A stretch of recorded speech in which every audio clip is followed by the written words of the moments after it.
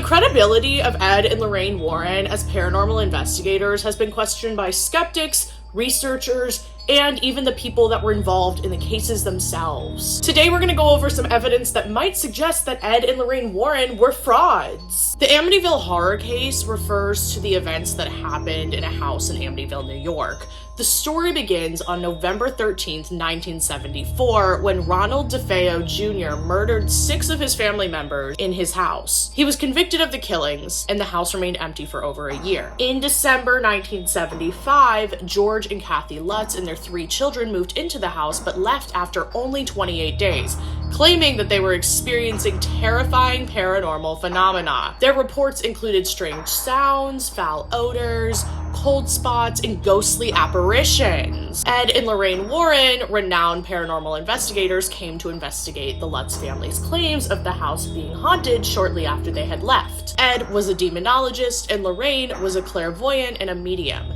During their investigation, they reported experiencing intense paranormal activity, including strange noises, cold spots, and physical sensations. Lorraine claimed to have communicated with spirits in the house and felt a very malicious presence. They took several photographs, and one is this really famous photograph of this ghostly boy standing in the hallway that they believe to be one of the DeFeo family members. The events were later detailed in a book called The Amityville Horror by Jay Anson, and it was published in 1977, and it became a hit, a bestseller.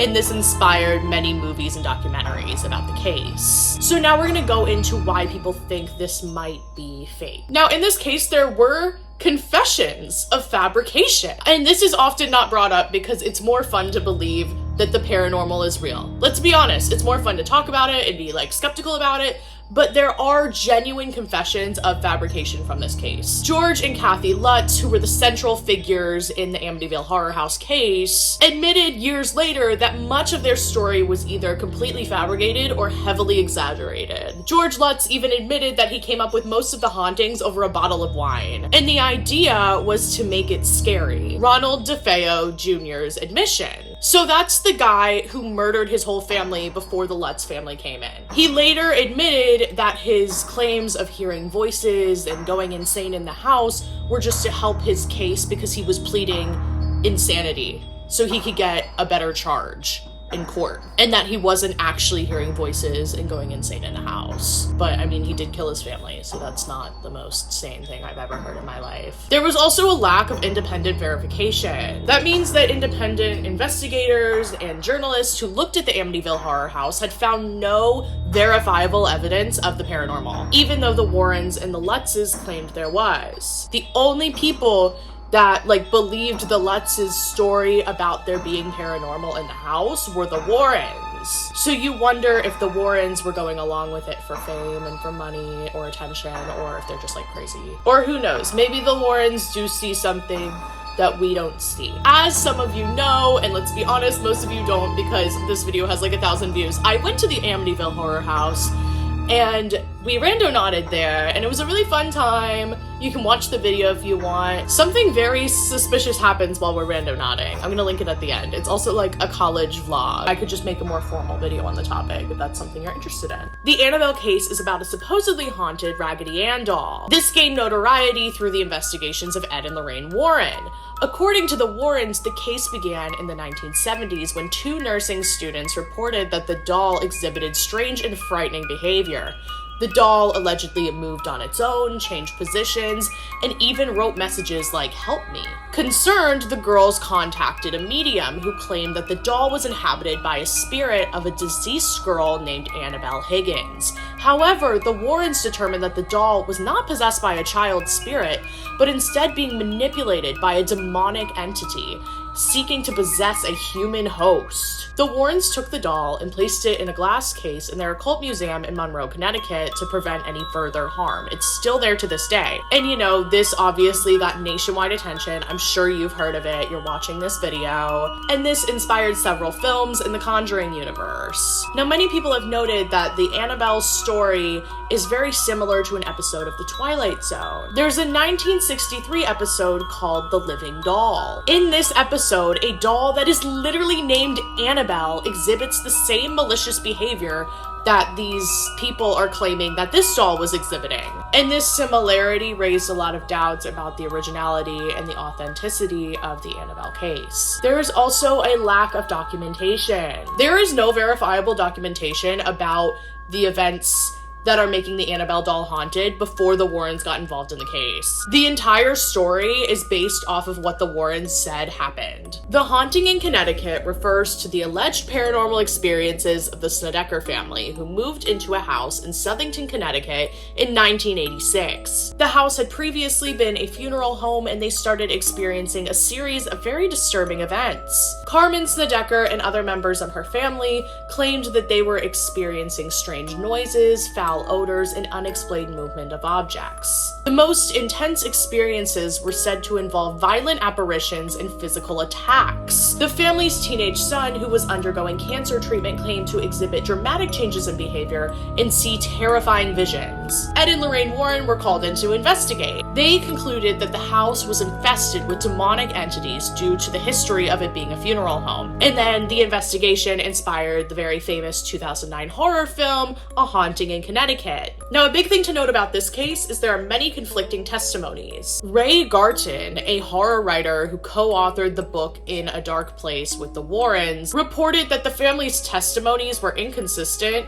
and contradictory. He brought these concerns up to the Warrens, and he said that the Warrens told them to make it up and make it sound scary. I mean, at that point, you're kind of in it too deep to like give it up. And also, this is these people's careers, but it's just like, where's the line between like entertainment and truth? Also, you're like going to colleges and talking about it. Like, I think my dad said that like they like talked to him at his school about it or something. It's like you're really claiming this is true and you're really profiting off this, which like I get you gotta eat.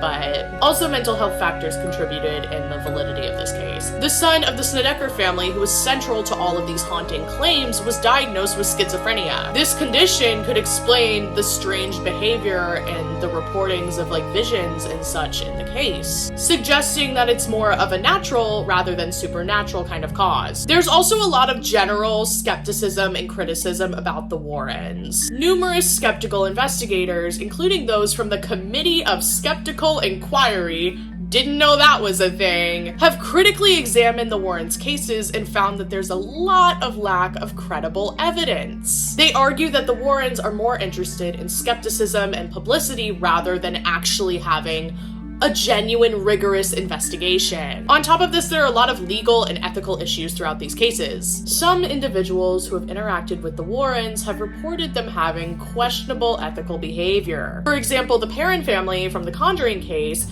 have claimed that the Warrens have exaggerated and fabricated details of their experiences. This one I don't really know if I agree with personally, but a lot of people think that Lorraine Warren is like a little weird for having this demand in her contract with the Conjuring movies. She says that she doesn't want them to show any of her extramarital affairs, which means like